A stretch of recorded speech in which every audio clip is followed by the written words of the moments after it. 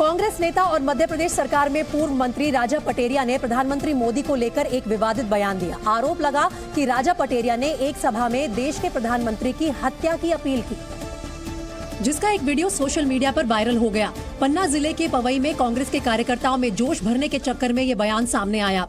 संविधान यदि बचाना है तो मोदी की हत्या करने के लिए तत्पर रहो। कमान से छूटे तीर की तरह जबान से निकले शब्द तो वापस हो नहीं सकते, इसलिए फौरन राजा पटेरिया ने इस बयान को ठीक करने की भी कोशिश की।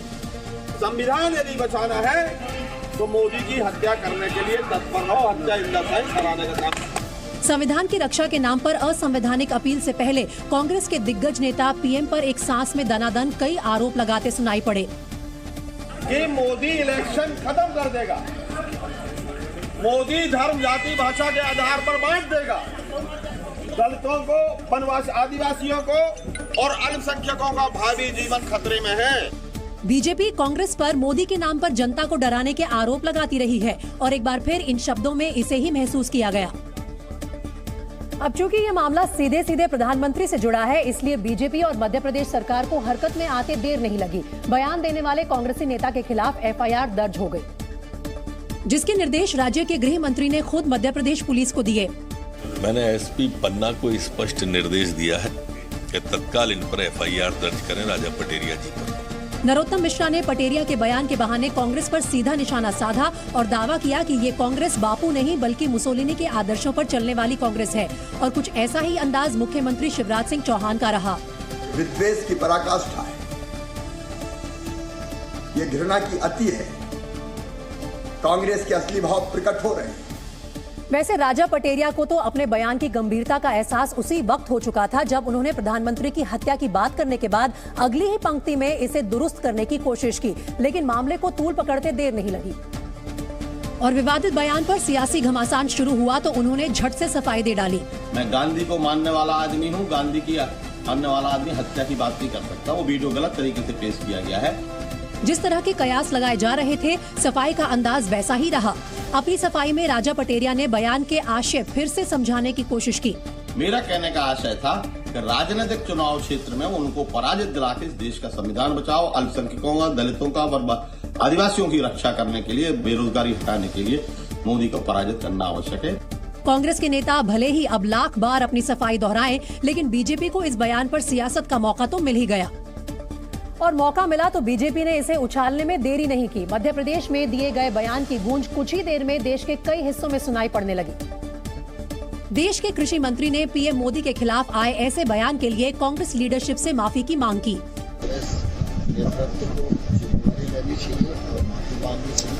पटेरिया के बयान से गुस्साए बीजेपी नेता राम कदम ने कांग्रेस को शर्मसार होने की बात अपने ही अंदाज में कही। शर्म आनी चाहिए कांग्रेस दल। मोदी जी एक ईश्वरीय महापुरुष है। मध्य प्रदेश बीजेपी के अध्यक्ष वीडी शर्मा ने पटेरिया के बयान को कांग्रेस के कार्यकर्ताओं को उकसाने के मकसद से दिया गया बयान करार दिया। जेल में बंद समाजवादी पार्टी के विधायक इरफान सोलंकी की मुश्किलें कम होने का नाम नहीं ले रही। यूपी पुलिस ने फर्जी आधार कार्ड और फर्जी पासपोर्ट रखने के मामले में जिन 4 बांग्लादेशी नागरिकों को कानपुर से गिरफ्तार किया, उनके तार इरफान सोलंकी और समाजवादी पार्टी के एक पार्षद मन्नू रहमान से जुड़ते दिखे। क्योंकि रिजवान नाम के जिस बांग्लादेशी नागरिक को पुलिस ने गिरफ्तार करने का दावा किया, उनके और उनके परिवार को मिले कैरेक्टर सर्टिफिकेट इरफान सोलंकी के निकले। विधायक जी ने इनको सर्टिफिकेट दिया था कि विधायक जी इनको भली भांति जानते हैं और विधायक जी ने इनको एक बार नहीं कई बार सर्टिफाई किया और इनके परिवार को, ये पार्षद महोदय ने भी सर्टिफाई किया। पुलिस ने दावा किया कि विधायक सोलंकी का एक लेटर हेड भी मिला जिसमें आरोपी को भारतीय नागरिक बताया गया और पार्षद मनु रहमान की तरफ से जारी आरोपी का निवास प्रमाण पत्र भी बरामद किया गया। असल में पुलिस को आरोपी की हरकतों के संदिग्ध होने की जानकारी मिली थी, जिसके बाद कानपुर पुलिस ने उस पर नजर रखनी शुरू की और शुरुआती तहकीकात में शक होने पर इन्हें गिरफ्तार कर लिया। बताया गया कि पूछताछ में आरोपी ने मान लिया कि वो बांग्लादेशी नागरिक है जिसका असली नाम रिजवान है, लेकिन उसने फर्जी नामों से कुल 3 बांग्लादेशी और इंडियन पासपोर्ट बनवा रखे थे।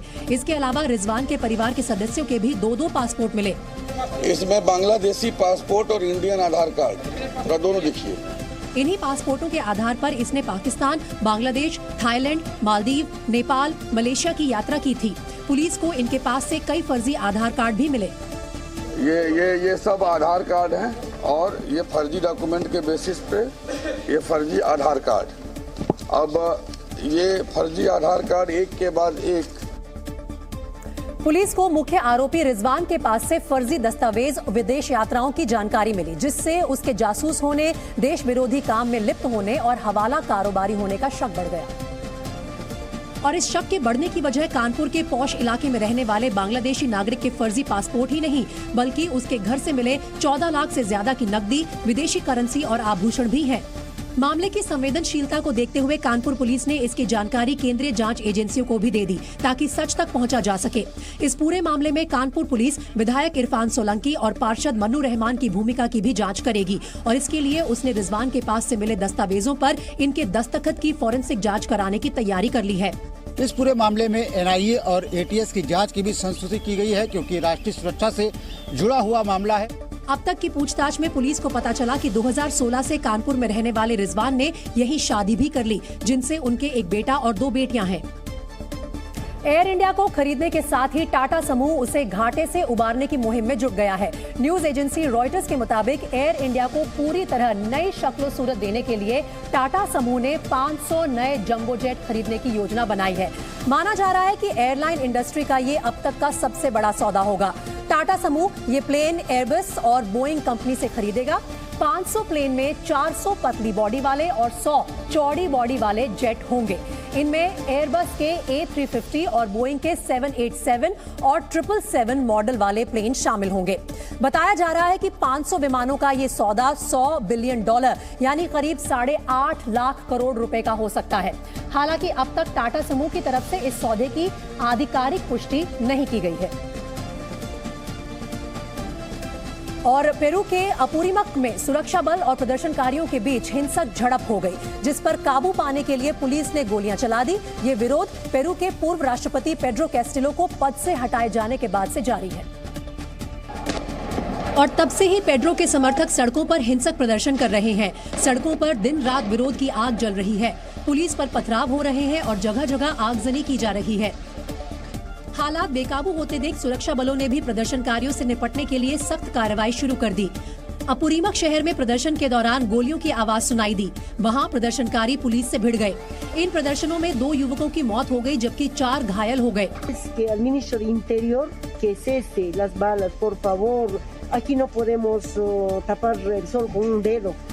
पेरू में राजनीतिक उथल पुथल के बीच राष्ट्रपति ने आम चुनाव 2 साल पहले कराने का बिल भी कांग्रेस के सामने पेश कर दिया है। पेरू में अब अप्रैल 2024 में चुनाव होंगे। पूर्व राष्ट्रपति पेड्रो कैस्टिलो के समर्थक मौजूदा राष्ट्रपति डिना बोलुआर्टे को हटाने की मांग कर रहे हैं। प्रदर्शनकारी पेरू में तुरंत आम चुनाव करवाने की मांग कर रहे हैं। यहाँ समाजवादी पार्टी की नेता डिम्पल यादव ने आज सांसद की शपथ ली। मैनपुरी उपचुनाव में जीत के बाद आज डिम्पल यादव ने लोकसभा में संसद की सदस्य के तौर पर शपथ ली। डिम्पल यादव ने मैनपुरी की पहली महिला सांसद बनकर जीत का नया कीर्तिमान गढ़ दिया है। केंद्रीय वित्त मंत्री निर्मला सीतारमण ने आज विपक्षी पार्टियों को घेरते हुए बड़ा बयान दिया। उन्होंने कहा कि भारत के विकास पर सभी को गर्व होना चाहिए, लेकिन संसद में कुछ लोग देश की बढ़ती अर्थव्यवस्था से जलते हैं। साथ ही उन्होंने बताया कि भारतीय रुपया हर मुद्रा के मुकाबले मजबूत हुआ है। राजस्थान में जारी कांग्रेस की भारत जोड़ो यात्रा में आज कांग्रेस महासचिव प्रियंका गांधी शामिल हुई। इस दौरान प्रियंका गांधी ने लोक नृत्य कलाकारों के साथ डांस भी किया और तालियां बजाकर उन्हें प्रोत्साहित किया। देहरादून से घर में मजार बनाने का मामला सामने आया है। जानकारी के मुताबिक हिंदू युवक ने अपने घर में मजार बनाई है, जिसका वीडियो वायरल हो रहा है। हिंदू संगठनों ने मजार बनाने पर विरोध जताया है। अफगानिस्तान की राजधानी काबुल स्थित एक होटल में हुई फायरिंग और धमाके की तस्वीरों ने पूरी दुनिया को हिलाकर रख दिया, जबकि तालिबान शासन भी इस होटल पर हुए हमले से दहल उठा। पौश इलाके में बने इस होटल में धुआं और आग की लपटें उठती नजर आई। पूरे इलाके में दहशत फैल गई और अफगान आर्म्ड फोर्सेज ने फौरन आसपास के एरिया को सील कर दिया। जानकारी के मुताबिक इस होटल में चीनी नागरिक ठहरते हैं, लिहाजा जानबूझकर इसे टारगेट किया गया। खबरें तो यहाँ तक आई कि जिस वक्त होटल पर हमला किया गया उस वक्त वहाँ कुछ चीनी राजनयिक और विदेशी मेहमान मौजूद थे, जिन्हें बंधक बनाने का प्लान था। जबकि बताया जा रहा है कि इस हमले के पीछे स्थानीय आतंकियों का हाथ हो सकता है। और इस वक्त ब्रेकिंग न्यूज आ रही है। काबुल में हुए आतंकी हमले से जुड़ी हुई जानकारी के मुताबिक अफगानिस्तान के सुरक्षा बल ने होटल पर हमला करने वाले 3 आतंकियों को मार गिराया है। बताया ये जा रहा है कि तीनों आतंकी ISIS से जुड़े हुए थे और इस हमले में होटल में मौजूद 3 लोग घायल हुए हैं। इस बात की भी जानकारी सामने आ रही है, जिसमें 2 विदेशी नागरिक घायल हुए हैं और छत से कूदने की कोशिश में ये 2 लोग घायल हुए हैं। ये जानकारी इस वक्त सामने आ रही है। इस हमले के पीछे ISIS के होने का शक है और साथ ही इस आतंकी हमले ने काबुल में तालिबान सरकार को भी दहला दिया।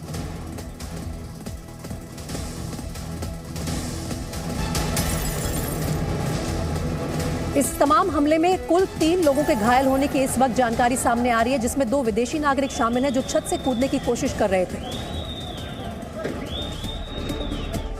पाकिस्तान और अफगानिस्तान की तालिबान सरकार के बीच एक बार फिर से तनाव बढ़ गया। पाकिस्तान की मिलिट्री इंटेलिजेंस ने दावा किया कि तालिबान के सैनिकों ने अफगान बॉर्डर के पास चमन में भारी गोलाबारी की। ISPR के मुताबिक अफगान बॉर्डर फोर्सेस की ओर से किए गए हमले में तोपखाने और मोर्टार का इस्तेमाल किया गया, जिसकी वजह से चमन में भारी तबाही हुई। बॉर्डर पर मौजूद कई घर निस्तनाबूद हो गए। वहां से गुजर रहा एक ट्रक पलट गया और उसमें आग लग गई। खबर आपको दें कि अफगान बॉर्डर फोर्सेस की चमन में शहरी आबादी पर बिला इश्तियाल फायरिंग और अफगान फोर्सेस ने मार्टर गोले समेत भारी हथियारों का इस्तेमाल किया। हमला इतना भयानक था कि लोगों को संभलने तक का वक्त नहीं मिला। पलक झपकते ही सब कुछ आग के गोले में तब्दील हो गया। बहुत दूर से आसमान में काला धुआं उठता नजर आया। हालांकि हमले के बाद स्थानीय लोगों, पुलिस, सेना और फायर ब्रिगेड के कर्मचारियों ने जगह जगह लगी आग बुझाने की पूरी कोशिश की, लेकिन तब तक बहुत नुकसान हो चुका था। और पाकिस्तान मीडिया के मुताबिक अफगान बॉर्डर फोर्सेस की ओर से किए गए हमले में 6 लोगों की जान चली गई, जबकि 17 लोग बुरी तरह जख्मी हो गए। घायलों को पास के ही अस्पताल में इलाज चलाया जा रहा है, जिनमें से कुछ की हालत नाजुक बताई गई। जबकि पाकिस्तान और अफगानिस्तान सेना के बीच आरोप प्रत्यारोप का दौर शुरू हो गया। पाकिस्तान सेना के मुताबिक अफगान बॉर्डर फोर्सेस जानबूझकर उसके नागरिकों को निशाना बना रही हैं। वहीं अफगानिस्तान के कंधार पुलिस प्रवक्ता ने कहा कि पहले पाकिस्तान सेना ने गोलाबारी शुरू की। अफगानिस्तान के तालिबान प्रशासन की माने तो पाकिस्तान की ओर से की गई गोलाबारी में उसके एक सैनिक की मौत हो गई। 3 नागरिक समेत 10 लोग जख्मी हो गए। यही नहीं, पाकिस्तानी सुरक्षा बलों ने अफगानिस्तान सुरक्षा बलों को अफगान क्षेत्र में बॉर्डर के पास एक नया चेक पोस्ट बनाने से भी रोका। पाकिस्तानी फोर्सेस ने अफगान जारियत के खिलाफ मुनासिब जवाबी कार्रवाई की। इस कार्रवाई के दौरान पाकिस्तानी फोर्सेस की जानिब से इलाके में मौजूद बेगुनाह शहरियों को निशाना बनाने से गुरेज किया गया। पाकिस्तान मीडिया के मुताबिक पाक फौज ने न सिर्फ जवाबी कार्रवाई की, बल्कि पाकिस्तान सरकार ने अफगान हुकूमत से बातचीत करने के साथ अफगान बॉर्डर को भी तत्काल प्रभाव से बंद कर दिया।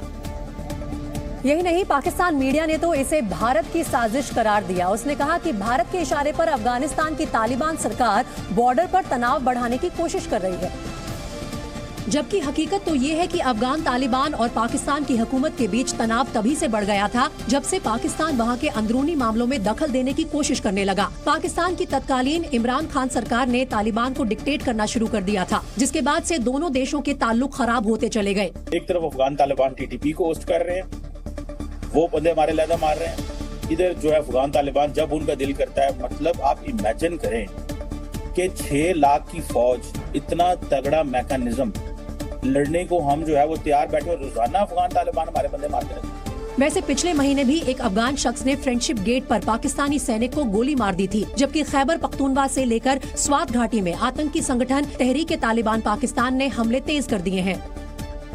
यूक्रेन युद्ध की वजह से अमेरिका और यूरोप ने रूस पर तमाम तरह के प्रतिबंध लगा रखे हैं, लेकिन यही प्रतिबंध रूस और भारत के रिश्तों को एक नई मजबूती दे रहे हैं। रूस ने बड़ी क्षमता वाले समुद्री तेल टैंकर बनाने में भारत की मदद करने की पेशकश की है। इन समुद्री तेल टैंकर्स का इस्तेमाल बड़ी मात्रा में कच्चे तेल की ढुलाई में किया जाएगा। इससे पहले भारत ने रूस के कच्चे तेल पर प्राइस कैप लगाने के G7 देशों के प्रस्ताव का विरोध किया था। ये प्रस्ताव G7 और उनके सहयोगी देशों ने 5 दिसंबर को पेश किया था, जिसमें रूसी तेल की कीमत $60 प्रति बैरल पर कैप लगाने की बात कही गई थी। प्राइस कैप के इस प्रस्ताव को खारिज करते हुए भारत ने कहा कि वो वहीं से तेल खरीदेगा जहां सबसे सस्ता तेल मिलेगा। यूपी के मेरठ में एक लड़की बाइक सवार 2 लुटेरों से भिड़ गई। ये दोनों लुटेरे उसकी दादी के कानों के कुंडल लूटकर भाग रहे थे। ये पूरी वारदात वहां लगे एक CCTV कैमरे में रिकॉर्ड हो गई, जिसमें स्कूल ड्रेस पहने लड़की अपनी दादी के साथ घर जाती दिखी और पीछे से नीले रंग की बाइक पर सवार दोनों लुटेरे भी दिखाई दिए। दोनों लुटेरे बुजुर्ग महिला के कानों के कुंडल लूटकर भागने की फिराक में थे। तभी लड़की ने पीछे बैठे लुटेरे को पकड़कर खींच लिया, जिसके बाद बाइक समेत दोनों लुटेरे जमीन पर गिर पड़े। इसके बाद लड़की ने एक लुटेरे को दबोच लिया और उससे भिड़ गई। कुछ देर तक दोनों में हाथापाई हुई। लड़की ने लुटेरे को कई थप्पड़ भी जड़े। किसी तरह लुटेरे ने लड़की से खुद को बचाया और वहां से भाग निकले। इस वारदात के 5 घंटे बाद पुलिस मुठभेड़ में दोनों लुटेरे घायल हो गए, जिसके बाद उनको गिरफ्तार कर लिया गया। पुलिस टीम पर जान से मारने की नीयत से फायर किया गया। पुलिस पार्टी के द्वारा भी आत्मरक्षा फायर किया गया, जिसमें घटना में शामिल दोनों बदमाशों के पैर में गोली लगी है। इस घटना का वीडियो वायरल होने के बाद हर कोई लड़की की बहादुरी की तारीफ कर रहा है। अब मेरठ में बदमाशों से भिड़ने वाली बहादुर बेटी को पुलिस ने सम्मानित किया है। मेरठ के लालकुर्ती इलाके में दादी पोती को लूटकर भाग रहे बाइक सवार बदमाशों का लड़की ने बहादुरी से मुकाबला किया था। ये पूरी घटना सीसीटीवी में कैद हो गई थी और इसका वीडियो वायरल हो गया था। पुलिस ने भी 6 घंटे के अंदर बदमाशों को गिरफ्तार कर लिया था।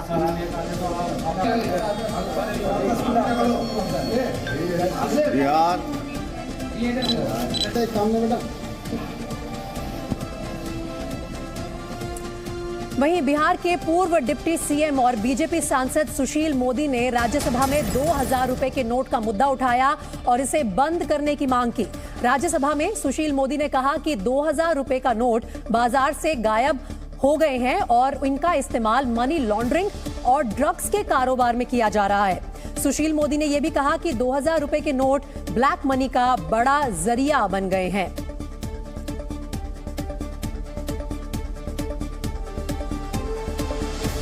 बड़े पैमाने पर लोगों ने 2000 के नोट की होर्डिंग कर रखी है और कि यह केवल अवैध व्यापार में इसका इस्तेमाल हो रहा है। कुछ जगह पर यह ब्लैक में मिल रहा है, प्रीमियम पर बिक रहा है और drug, money laundering, crime, terror funding जैसे अपराध में कैश का बड़े पैमाने पर इस्तेमाल होता है और वहां इस 2000 रुपए के नोट का धड़ल्ले से इस्तेमाल हो रहा है। इसलिए मेरा सरकार से आग्रह है कि फेज मैनर में 2000 के नोट को ग्रेजुअली और विड्रॉ कर लिया जाना चाहिए। उत्तर भारत के पहाड़ी इलाकों में बर्फबारी का असर अब मैदानी इलाकों में दिखने लगा है। शीतलहर के चलते गाड़ियों की रफ्तार धीमी हो गई है। हाईवे से लेकर गांवों की सड़क पर जीरो विजिबिलिटी के कारण लोगों को काफी दिक्कतों का सामना करना पड़ रहा है। वहीं ठंड से बचने के लिए लोग अलाव का सहारा ले रहे हैं। ठंड और कोहरे के कारण सड़क हादसों की संख्या बढ़ने लगी है। यूपी के कुशीनगर में कोहरे की वजह से 3 गाड़ियां आपस में टकरा गई। इस हादसे में 3 महिलाएं समेत 5 लोग घायल हो गए। मध्य प्रदेश के कोरबा जिले में एक घर में भालुओं के घुसने से हड़कंप मच गया। सूचना मिलने के बाद पुलिस और वन विभाग की टीम मौके पर पहुंची और करीब 15 घंटे की मशक्कत के बाद दोनों भालुओं को रेस्क्यू किया गया।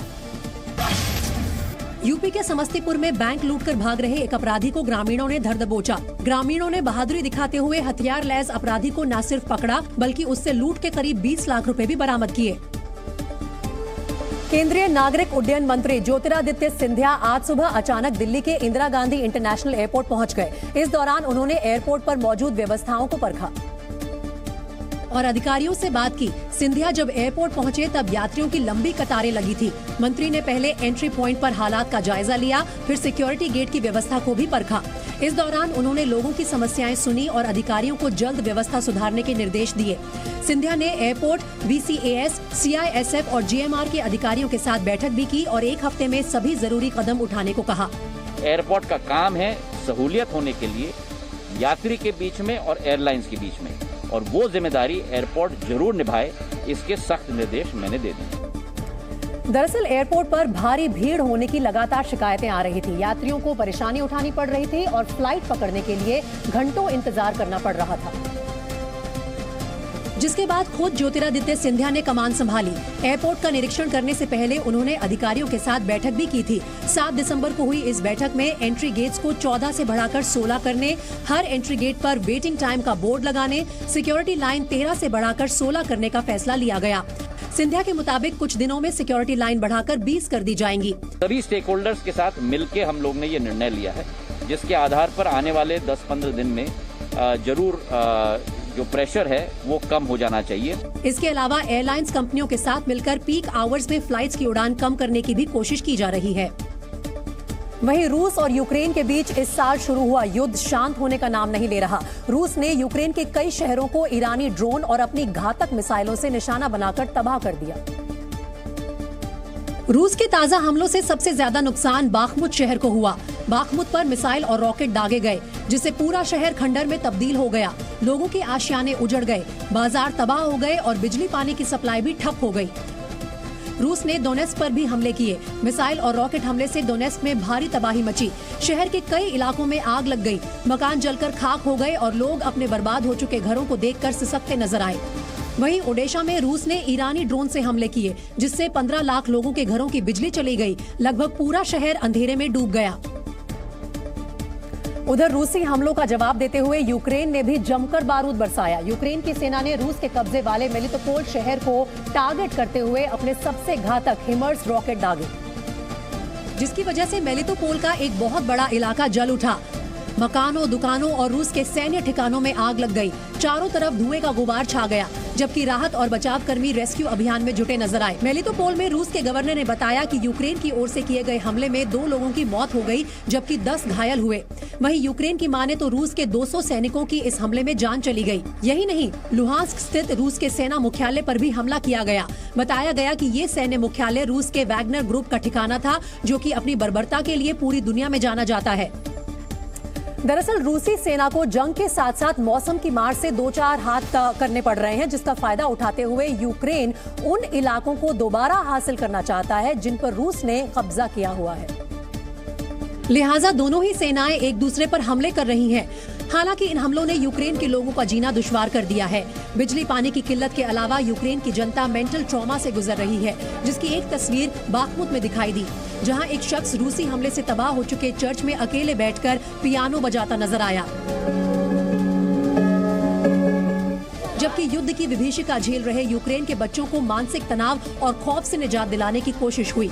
इसके लिए कुत्तों की मदद ली गई। बच्चों को एक बड़े से कमरे में ले जाया गया, जहां खेलने से लेकर तमाम सुविधाएं मौजूद थी। यही नहीं, यहां डॉग्स भी थे, जिनके साथ खेलकर बच्चे थोड़ी देर के लिए ही सही, लेकिन हंसते मुस्कुराते नजर आए। ब्रिटेन में लंदन, सोलिहल समेत कई इलाकों में भयंकर बर्फबारी के बाद सड़कों पर बर्फ की मोटी परत जम गई। ब्रिटेन में ये सर्दियों की शुरुआत होते ही कई इलाकों में भारी बर्फबारी हुई, जिसकी वजह से लंदन का विक्टोरिया पार्क भी पूरी तरह सफेद दिखाई दिया। सड़कों से लेकर पेड़ पौधों तक सब बर्फ से ढके नजर आए। मकानों पर बर्फ की सफेद चादर बिछ गई। बर्फीली हवाएं चलने से तापमान भी बेहद गिर गया है। इस बीच स्थानीय लोग, खासकर बच्चे, सीजन की पहली बर्फबारी का लुत्फ लेते नजर आए। लेकिन सर्द मौसम ने लोगों की परेशानी बढ़ा दी है। बर्फ की वजह से सड़कों पर चलना मुश्किल हो गया है। ज्यादातर रास्ते बंद हो गए हैं। बर्फबारी और तापमान में गिरावट की वजह से झीलें भी जमने लगी हैं। ब्रिटेन के वेस्ट मिडलैंड में ऐसी ही एक जमी हुई झील जानलेवा बन गई। सोलिहल शहर में 4 बच्चे एक झील में गिर गए, जिसकी ऊपरी सतह जम गई थी। इस हादसे में 3 बच्चों की मौत हो गई, जबकि एक की हालत गंभीर है। सर्दी और बर्फबारी से बिगड़ते हालात को देखते हुए मौसम विभाग ने लंदन और ब्रिटेन के दक्षिण पूर्व हिस्से में येलो अलर्ट जारी कर दिया है।